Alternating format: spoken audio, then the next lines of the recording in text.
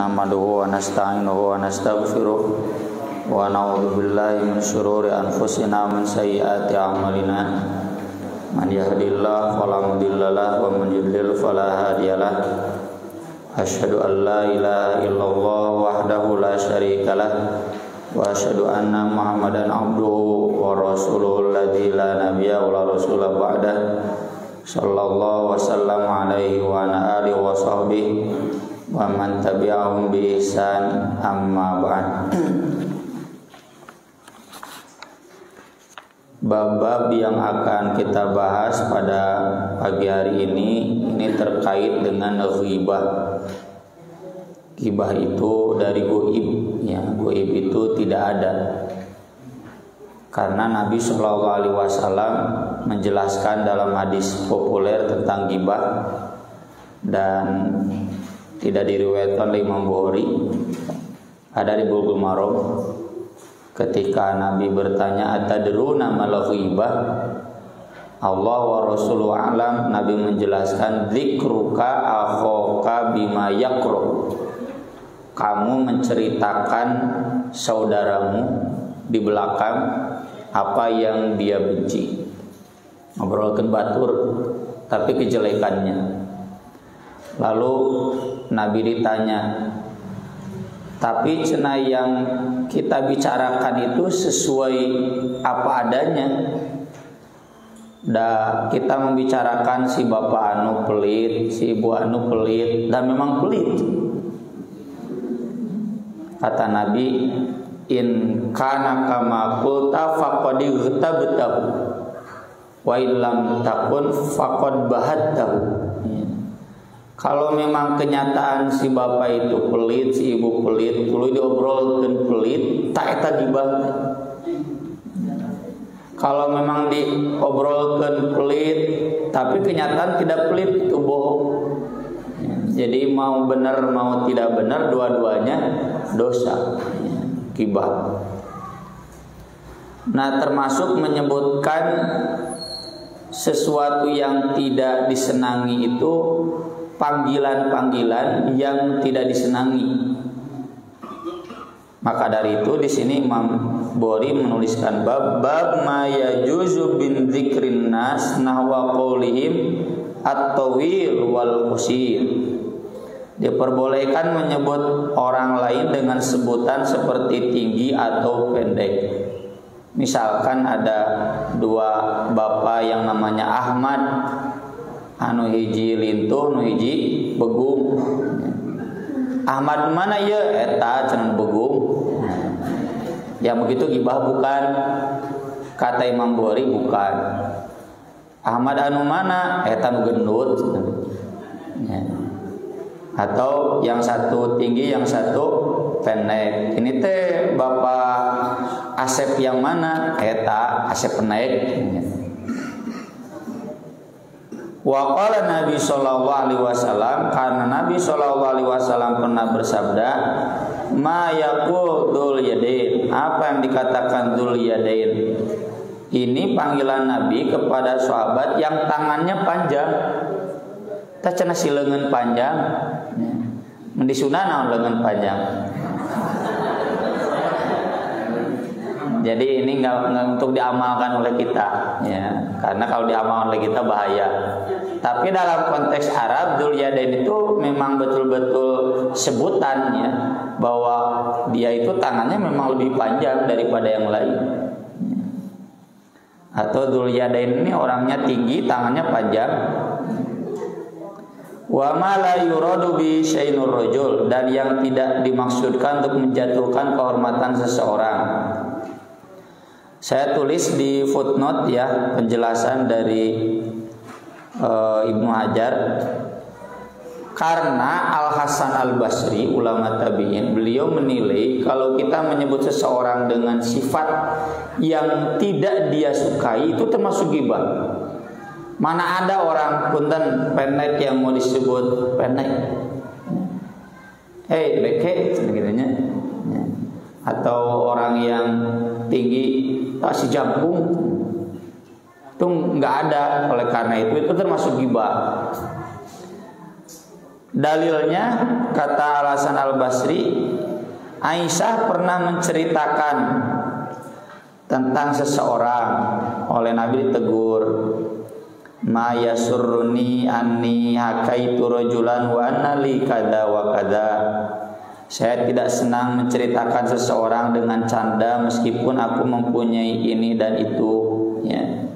Meskipun Nabi punya kelebihan, lalu yang lain punya kejelekan, kelemahan, diobrolkeun, diheureuikeun. Nah, ini mah udahlah, batal kabeh adat Sunda teh. Ya, makanya di Sunda mah tukang heureuy nya, tukang nyepetan ngadadetkeun. Ya. Mendinang ngobrol teh. Nah, itu Nabi tidak sukai. Aisyah kadang ngajak begitu bercanda, bagaimana bercanda suami istri, ya. Tapi Nabi enggak senang. Terus ketika Aisyah, ya Rasulullah, inna Sofiyata imra'atun wa qalat biyadiha kada kana ta'ni qasir. Nabi Sofia mah begini ya, cenah gitu ya. Dengan dua tangannya sambil begini. Penaik cenah gitu. Laqad mazajti bi kalimatin law mazajti biha ma'al bahr la muzijat. Sungguh kamu telah mengeluarkan perkataan yang seandainya dicampurkan dengan air laut pasti akan larut. Mun eta pahit kabeh teh cai laut teh cenah. Jadi artinya itu mengatakan demikian dosanya sama dengan dosa lautan, ya, sebanyak buih di lautan. Tapi Ibnu Hajar meluruskannya bagaimana hadis Nabi ini bukan sedang ta'rif itu menjelaskan identitas. Hadis Nabi ini Nabi larang karena memang Aisyah sedang bercanda. Nah, jadi kekurangan, kekhasan, keunikan seseorang itu jangan dipakai bercanda. Hese lah ieu mah urang mah tukang heureuy nu kararieu kan gitu. Ku abdi dicontohkeun oge dapan teu kengeng. Ini perlu dicontohkeun. Ya. Kita kan dalam bercanda nya sok nyepertikeun seseorang dengan kekhasannya, kekurangannya. Ya memang kadang di obrol itu seserian gitu nya. Nah, itulah bagusnya di Sunda gitu. Tapi Nabi SAW di sini melarang, jangan, karena ya kita rasakan sendirinya. Kadang orang diajak bercanda ada batasnya juga, ya. Si horeng nyeri hatean teresep diajak heureuy, menganggapnya menghinakan. Nah, Aisyah konteksnya begitu. Tapi kalau menjelaskan hanya sebagai ta'rif, sebagai penjelas identitas, tidak ada maksud merendahkan, tidak ada maksud bercanda, boleh. Buktinya ada ulama yang sekarang dikenal dengan nama Al-A'raj. Non Al-A'raj, si pincang. Ulama qala Al-A'raj banyak. Ya. Daqiqul Aid, Ibnu Daqiqil Aid. Kenapa? Dia ketika khutbah Idul Fitri, dia malah berceramah daqiq. Kuduna teh ngajaran menyuruh takwa, yun daqiq konsumsi. Karena dia teringat ketika mau berangkat sholat Id, ini mana cen daqiq. Mana mau kupat. Sampai terngiang-ngiang diingatan kuduna Allahu Akbar kupat gitu. Ustaz digeroane Ustaz si kupat gitu. Nah, itu Ibnu Daqiqil Aid, ulama besar, ya. Senior Ibnu Hajar dan derajatnya lebih tinggi, ya. Termasuk mujaddid yang 100 tahun sekali itu Ibnu Daqiqil Aid, ya. Mungkin kalau di aplikasi itu pensarah Arba'in, ya, itu terkenalnya Ibnu Daqiqil Aid, ulama besar madzhab Syafi'i. Ada Al-A'mash, yang baca Ibnu Katsir pasti baca Al-A'mash. Karena Al-A'mash teh sirabun teu awas. Mun ngitung teh salah wae, mun ningali teh salah wae, buta warna gitu. Al-A'mash, ulama, ya. Tapi itu semua tidak dalam menghinakan, hanya sebagai identitas. Nah, dengan adanya nama-nama itu berarti boleh. Ya, termasuk Nabi menyebut Dzul Yadain, tacanan ulegeuna panjang, ya, yang tangannya panjang, tapi tidak dalam makna menghina. Kecuali kalau di Sunda, dasar lengan panjang, berarti tukang, ya, mau tukang luap raib dan sebagainya. Hadis Dzul Yadain ini tentang sujud sahwi ya. Saya potong karena tanggung ya, 2 halaman lebih sedikit, jadi dipotong. Yang titik-titik itu saya buang. An Abi Hurairah, dari Abu Hurairah, shalla binan Nabi sallallahu alaihi wasallam az-zuhra raka'ataini tsumma sallam. Nabi sallallahu alaihi wasallam salat zuhur bersama kami 2 rakaat kemudian salam. Nah, yang titik-titik itu disebutkan ada Abu Bakar, ada Umar. Tapi segan untuk bertanya, kenapa Nabi itu salat zuhur 2 rakaat? Terus orang-orang yang pulang rame di luar. Woi, cenah syariat anyar, salat zuhur itu 2 rakaat. Rame di luar. Wa fil qaum rajulun kana Nabi sallallahu alaihi wasallam yad'uhu daliyadin. Di tengah-tengah jamaah itu ada seorang sahabat yang sering dipanggil oleh Nabi Dzul Yadain. Ini menunjukkan kedekatan ya. Kedekatan, makanya Dzul Yadain berani bertanya. Ya. Seperti kemarin lah ada yang datang ke rumah saya mau ngobrol dengan si Anu, harus dengan orang yang dekat cenah gitu. Kan bayar tuh deket oge urang nanya we gitu. Oh jangan cenah, lebih baik sama orang dekat sama si Anu. Darwe gitu. Nah ini jadi menunjukkan Dzul Yadain berani bertanya kepada Nabi karena ada kedekatan. Panggilan itu juga menunjukkan berarti kedekatan Nabi dengan Dzul Yadain. Saya telusuri ya, meski masih terbatas, belum menemukan nama aslinya siapa. Di Arab banyak sebutan yang nama aslinya nggak disepakati, kayak Abu Hurairah. Ini yang menyebutkan nama aslinya ada 10, tapi yang paling kuat Abdurrahman bin Sokhr. Kan baiklah nama Abu Hurairah. Dzul Yadain. Nah, dia berani bertanya, "Ya Nabi Allah, anasita am qasurrat?" atau kosurta ya, atau kosurat. Nabi cenah punten, Anda itu lupa atau memang sengaja sholat di kosor, duhur jadi 2 rakaat? Kata Nabi, lam ansa walam taksu. Enggak, saya enggak lupa dan sholat enggak di kosor. Nah ini jadi dalil orang yang lupa itu tidak tahu bahwa dia lupa. Atau lagi po, ya ingat. Enggak lupa. Dan nanti dijelaskan ya, saya manusia biasa, ada kalanya lupa. Jadi kalau kita menemukan imam poho tekudu wirang, kalau di wirang-wirang sedikit wae poho, namanya juga manusia. Semua imam pasti mengalaminya, terutama sholat Id. Allahu Akbar. Bismillahirrahmanirrahim. Subhanallah kadang poho. Jadi jangan kemudian jadi dianggap cacat. Nabi saja pernah mengalami. Dan saya yakin mungkin nggak ada ya di antara kita para imam yang pernah ngalaman jaga sholat zuhur 2 rakaat. Paling lupa 3 dan 4-nya. Cuma Nabi parah pisan hilapna gitu. Harusnya 4 malah 2. Kan orang mah paling 3 atau 4 gitunya salah tahiyat akhir. Subhanallah. Ini mah Nabi salahnya nebikeun ka 2 rakaat. Lalu sahabat lain yang hadir baru berani ngomong, bal nasita ya Rasulullah. Berarti Anda lupa Rasulullah. Oh, karena kata Nabi sodaqo Dzul Yadain. Oh, kalau begitu cenah bener Dzul Yadain teh. Faqoma, lalu Nabi berdiri, fasholla raka'ataini, sholat 2 rakaat, nambahan. Kan tadi baru 2 rakaat. Kalau sholat 2 rakaat lagi, tsumma sallama, kemudian salam. Salam mulai dalam riwayat lain ada yang sujud dulu, udah sujud baru salam. Tsumma kabbaro, kemudian takbir, fasajada, lalu sujud, mitla sujudi, seperti sujud yang biasa, au atwala, atau lebih lama. Tsumma rafa'a ra'sahu wa kabbaro, kemudian mengangkat kepalanya takbir, Allahu Akbar. Ya. Duduk di antara 2 sujud. Tsumma wada'a mitla sujudi au atwala, kemudian turun lagi. Seperti sujud yang biasa atau lebih lama. Tsumma rafa'a ra'sahu wa kabbara, kemudian bangkit lagi duduk. takbir.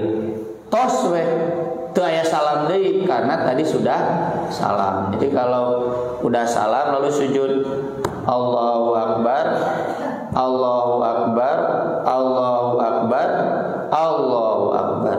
Duduk udah selesai. Kecuali kalau sujudnya sebelum salam. Sujudnya memang salam teh beres tahiyat. Duduk, sujud, duduk, duduk atahiyat, kemudian salam. Assalamualaikum, Assalamualaikum. Ustaz cenah ieu bacaan sujudnya naon? Kalau tidak disebutkan ada dalil baru berarti kembali ke dalil yang umum. Bacaan sujud biasa, subhanarabbiyal a'la, subhanallah wa bihamdi, astagfirullah wa atubu ilaih, subhanakallahumma dan seterusnya, ya. Silakan. Ini kok cenah lebih panjang, iya kan lebih panjang itu berarti kan bisa diulang-ulang. Ya, bahkan sampai 100 kali juga boleh. Para ulama sepakat.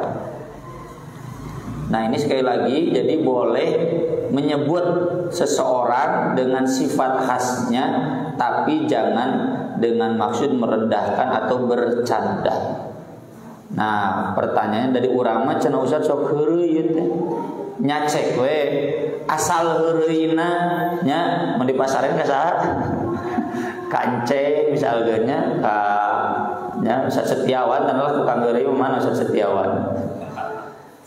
Yang ikhlas-ikhlas diajak heureuy silakan. Ya. Tapi kalau kan ayahnya diajak heureuy tapi kasinggung pundung tah eta mah ulah wayahna. Jadi sementara pikir saya begitu, meskipun di dalilnya nggak boleh, ya. Tapi kita sesuai dengan kultur. Nah ini mun teu heureuy itu nu rapat ya tuh. Jadi boleh tapi sekiranya orang itu ridho ya. Tapi kalau sekiranya orang itu tidak senang bercanda, ya ulah berarti menyinggung dia. Kemudian babul ghibah wa qaulillahi ta'ala wa la yaghtab ba'dukum ba'dha, janganlah sebagian kalian menggibah sebagiannya lagi. Ayuhibbu ahadukum, sukakah salah seorang di antara kalian ayyakula lahma akhi maitan, memakan daging saudaranya dalam keadaan sudah mati, bangke, fakarihmu, maka tentu kalian akan merasa jijik. Jadi Nabi menyamakan ketika kita membincangkan orang lain, kejelekannya itu sama dengan makan daging bangkainya. Jangankan bangkai manusia, itu bangkai berit bagainya, bangkai domba, bangkai hayam, piraku kita makan. Ini apalagi bangkai manusia. Hadisnya dari Ibnu Abbas radhiyallahu anhu, marra Rasulullah sallallahu alaihi wasallam ala qabrain. Nabi Rasulullah sallallahu alaihi wasallam lewat dua kuburan yang sedang disiksa. Faqala, kata Nabi, innahuma la yu'adzaban, kedua penghuninya sedang disiksa.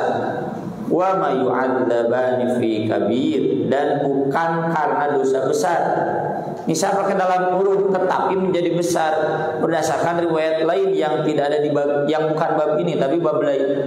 Ya, Nabi berkata, wa ma yu'adzabani fi kabir wa innahu lakabir. Itu dalam riwayat lain. Dosanya enggak besar tapi jadi besar. Ya, ini sudah dibahas dulu di pembahasan kitab Riqaq. Dosa kecil itu kalau ditumpuk sering ya jadi besar. Ya. Jadi maksud illal lamam alladzina yajtanibuna kabairal itsmi wal fawahisha illal lamam, kecuali yang kecil-kecil akan dihapus oleh Allah. Maksudnya apa? Ya kecil ya sedikit, ya jarang ya tara gitu. Sekali-kali dekah aja lagi. Ya. Tapi kalau kecil rutin nyatu jadi gede.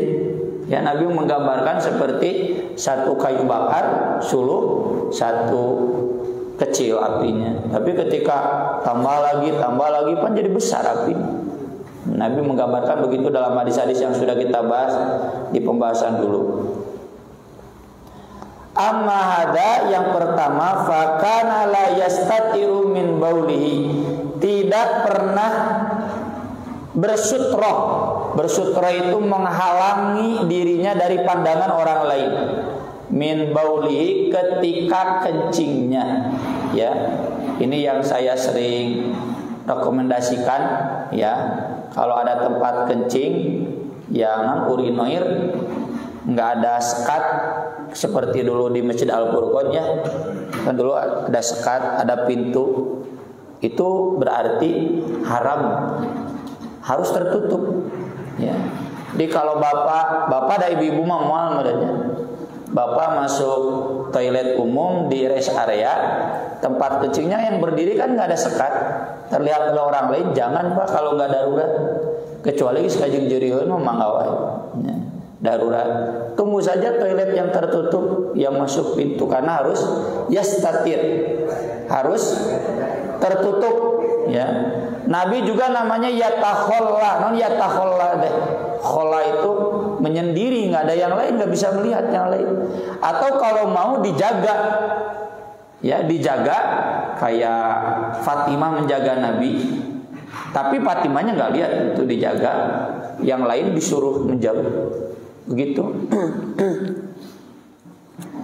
Ada dua riwayatnya, yang satunya gila yastanzihu minal baul, tidak bersih-bersih dari kencing. Saya pribadi sering menerjemahkan tidak bersih-bersih itu bukan membersihkan zakarnya saja, tapi juga membersihkan bekasnya, diseblok enggak gitu. Karena kan di hadisnya ittaqul la'anain ya, pendatang laknat. Sok bapak kadieu bau hangseur pika nyeri hatieun teh dikakeulun ka toilet ieu bau hangseur dikakeulun ya. Jadi ini yang disiksa itu memang enggak dosa besar. Dosa besar kan membunuh, mencuri, zina ya. Ini mah pelage masalah kencing, tapi karena sering ya, rutinitas sudah jadi akhlak, unggal kiih teu diseblok ya, angre bau toilet teh. Ya ini berarti mendatangkan dosa siksa kubur. Wa amma hadza fakana yamshi bin namimah. Adapun yang satunya lagi, dia menyebarkan namimah. Namimah itu berita jelek yang mengadu domba, yang menyulut permusuhan. Ya. Ini kita punya berita tentang kejelekan. Misalkan ya, saya dari Pesantren 27 ya, saya mendengar seseorang yang berkata kurang jelas sebetulnya tentang Pesantren 27, cuma saya GR gitunya, membodak memang baper. Wah ini menjelek-jelekan Pesantren 27. Lalu saya pulang ke pesantren, saya obrolkan di tengah-tengah asatidah, sampai mereka semua jadi ikut marah. Nah itu namimah. Terlepas apakah itu benar ataupun salah ya. Bahkan itu kalaupun saya obrolkan ke istri saya, minta alhamdulillah pun bojo mah terapal, baik urusan at-taubah, urusan pesantren, kecuali tibatur, penting sahabatur nanti. Jadi saya obrolkan ke istri saya pun kemudian jadi marah, itu namimah. Ini apa kaitannya dengan ghibah? Kaitannya karena membicarakan kejelekan. Meski tadi benar, jadi si A itu memang menghina pesantren 27. Lalu saya sebarkan sehingga menyulut kebencian namimah itu kepada si A yang sudah menjelek-jelekan pesantren 27. Itu namimah. Harusnya yang saya lakukan satu tabayyun ya, tabayyun. Kalau memang betul dia menjelekkan, ya tinggal tarima we, berarti kekurangan kita. Atau kalau memang dia salah alamat, hampuraeun, non hampuraeun teh Pak, nya geus lapurkeun. Itu berarti aib dia harus kita tutupi. Ya kan? Di hadis kan begitu. Kalau ada aib orang lain, apakah disebarkan atau ditutupi? Ditutupi. Tuba liman syaghala wa aibuan uyubin nas. Nggak usah kemudian saya pulang pesan 27 beja-beja si bapak ngaku goreng kurang. Kecil kan, sepele, ya. Bukan yang besar, bukan bunuh, bukan berzina, bukan mencuri. Tapi ketika saya menceritakan demikian, itu berarti saya yamsi bin namimah. Dan ini rata-rata hobi kita semua. Karena solidaritas yang terlalu tinggi, cinta yang terlalu tinggi, rasa memiliki yang terlalu tinggi. Ayam seetik ngomongkan Persis, ya, beja-beja bahas. Jadi muncul kebencian. Naudzubillah min dzalik. Udah kurang kabeh disiksa di alam kubur gara-gara begitu. Ya. Udah, maka ketika ada sesuatu dia misalkan gibah membicarakan kejelekan, udah bisa antep we. Ya.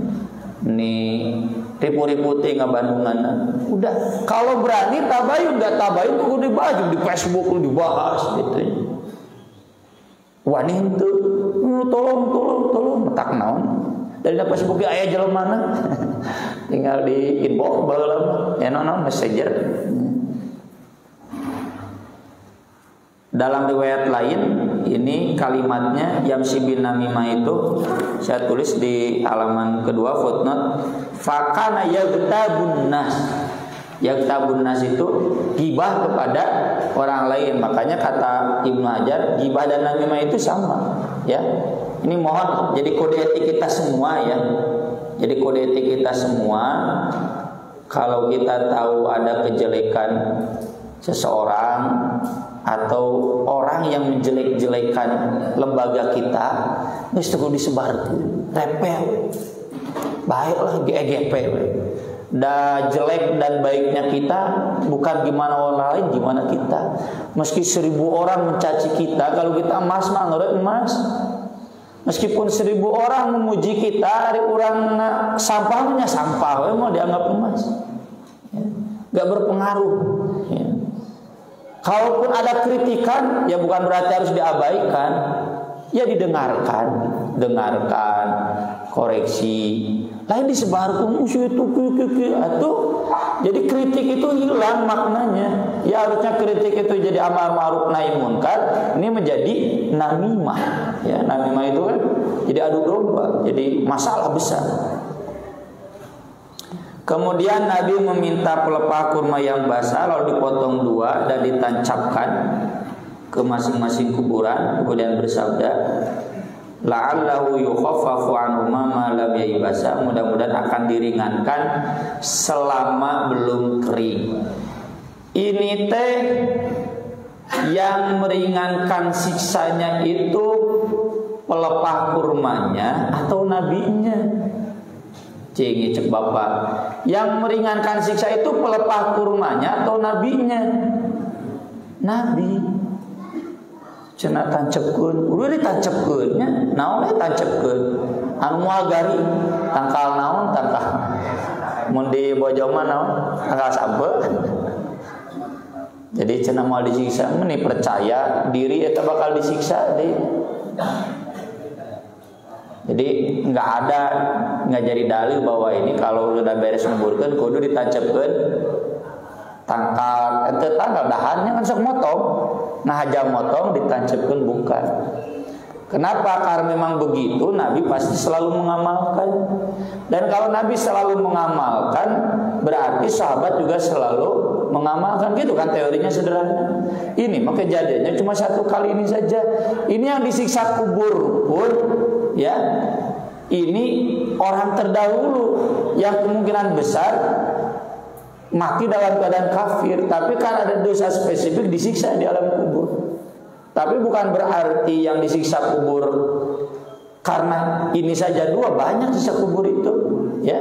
Di antaranya di hadis ada karena makan riba, zina, siksa kubur. Termasuk orang kafir pun pasti disiksa kubur, ya, semuanya. Jadi bukan dahan ranting pohon yang meringankan siksa. Kadang ranting mah nggak ada apa-apanya, tapi syafaat nabinya. Sahabat pun nggak bisa, menurutnya sahabat bisa pun kadar itu. Cenah usah di mah pamantes we, geus kitu ge pantes dari tempelan ge. Kemudian berikutnya babu qaulin Nabi sallallahu alaihi wasallam khairu duril ansor. Hadisnya pendek, an Abi Usaidin As-Sa'idi qala Nabi sallallahu alaihi wasallam khairu duril ansor Banu Najjar. Sebaik-baiknya kampung Ansor adalah Bani Najjar. Apa kaitannya dengan gibah? Karena ini bermakna merendahkan yang tidak disebut. Ya. Wah, pokok nama jamaah terbaik di Babakan Ciparai adalah jamaah Al-Furqan. Dan mulainya pasti kasararibu. Usadusnya kemana-mana. Kau lihat nih jamaah Al-Furqan, ya. Jamaah terbaik. Abang usadusnya Al-Furqan. Depan bener gitu. Tapi membalik mau Ustaz pasti setuju. Membalik mah standarnya beda. Jamaah terbaik Al-Furqan membalik mah pasti setuju. Tapi kalau solusi kemana pasti kan yang lain tersinggung. Nah, apakah yang model seperti ini gibah atau bukan? Gitu. Dengan dicantumkannya di sini berarti yang seperti ini tidak gibah. Ya kalau solusi kemana-mana silakan dijadikan prototipe. Ya jamaah Al-Furqan dengan manajemennya, ya segala sesuatunya sejahtera lah pokoknya mah. Misalkan contohnya, nggak apa-apa. Ya. Tong, cenah usah memiliki itu merendahkan yang lain enggak, itu mah GR we, nu kasinggung. Dan ini kalau kita lihat hadis lengkapnya memang begitu, ya. Jadi hadis lengkapnya saya tulis di footnote. Kata Nabi, inna khairaduril ansor daru Bani Najjar, thumma Abdul Ashhal, thumma daru Bani Harith, thumma Bani Sa'idah. Sebaik-baiknya kampung Ansor Bani Najjar, yang nama jamaah Al-Furqan, jamaah Al-Ajjar, jamaah Taubah, jamaah Nurul Huda, gitu. Pak Agit protes, nah cenah urang disebutkan kaopat, gitu. Nah ini yang protesnya Sa'ad bin Ubadah ini kan yang dibaiat jadi khalifah sesudah Nabi wafat, ya di Sakifah Bani Sa'idah, karena kampungnya Bani Sa'idah Sakifah itu atap nama gedung-gedung pertemuan, ya di gedung pertemuan Bani Sa'idah. Nah ini Sa'ad bin Ubadah protes, meskipun sesudah Nabi katakan di semua kampung Ansor itu ada kebaikan. Jadi jamaah terbaik Al-Ajjar, Al-Furqan, lalu Al-Ajjar, lalu At-Taubah, lalu Nurul Huda, semuanya juga baik. Nah, cek usah ini. Pak Agit kasinggung, aduh Nurul Huda disebut kaopat, gitu. Nih saat tersinggung, Aba Usaid, alam tara anna Rasulullah sallallahu alaihi wasallam khayyarul ansar faja'alana akhiran. Nah, jadi ini tersinggung. Nah, ini apakah yang begini berarti gibah gitu? Rasul senang menyebut kebaikan kaum Ansor, memilah-milah, lalu menyebut kita terakhir Bani Sa'idah. Asal sopan. Lalu kemudian saat menemui Nabi, nah ini begini, sahabat itu kalau ada ketidaksetujuan, lain diobrol ditukang dulu, ngomong langsung. Ya saya juga sering bilang, kamu balik mah cenah macaan gitu. Ditukang obrolkeun nanti satu obrolkeun ka cabang, nya, teu obrolkeun ka jamaahna langsung. Ya. Daripada diobrolkeun ditukang. Saat kemudian datang ke Nabi, ya Rasulullah, khairadurul ansor faju'ilna akhirat. Rasul, Anda memilih yang terbaik dari kaum Ansor, kampung Ansor. Kenapa cenah kami dijadikan terakhir? Apa salah kami? Bapernya coba kayak nama Sa'ad bin Ubadah. Faqala awalaisa bihasbikum an takunu minal khiyar. Kan udah cukup aku sebut kalian termasuk yang terbaik, oke? Kebaik atuh cenah petima terbaik, termasuk yang terbaik meski bukan yang paling baik. Kenapa Nabi menyebut Bani Najjar yang paling baik? Karena Nabi dulu dan ibunya ketika ke Madinah itu disambutnya oleh Bani Najjar. Bapak Nabi meninggal dunia di Madinah, diurusnya oleh Bani Najjar. Ibu Nabi lalu di sana meninggal kan di sana kan? Ibu Nabi itu Aminah, ya, diurusnya oleh Bani Najjar. Nabi ketika datang hijrah kan gak punya tempat tinggal. Ku Bani Najjar disambut Nabi, "Yos Nabi kadieu linggih di dieu." Lalu berhentikan untanya di halaman Bani Najjar. Kata Nabi, "Saya mau membangun masjid di sini, berapa harganya?" Cek Bani Najjar, "Kumaha?" "Yos Nabi, kami belinya dengan surga saja, ya, nggak usah dengan uang. Beli saja ini dengan surga. Silakan pakai buat masjid." Sok diurangkan hese Najjar aya, ini termasuk ya wakaf. Hese aina. Ya nu nyalaburna pasantren mah suka nyapotkeun dek wakaf, nyapotkeun dek ngajual. Ya, ini Bani Najjar menunjukkan sok silakan kalau buat masjid diwakafkan saja. Ini Bani Najjar. Kemudian dalam hal-hal lainnya ya, kebaikannya kepada Nabi SAW, kesigapannya untuk membantu. Maka dari itu Nabi menyebutkan yang terbaik dari kampung Ansor adalah Bani Najjar. Terlebih ibunya Abdul Muttalib, kakek Nabi, itu orang Bani Najjar. Jadi Hashim itu punya istri orang Madinah dari Bani Najjar. Begitu. Kemudian yang terakhir, ini hadisnya sudah kita bahas dulu ya, terkait ada orang munafik yang bertamu ke Nabi SAW.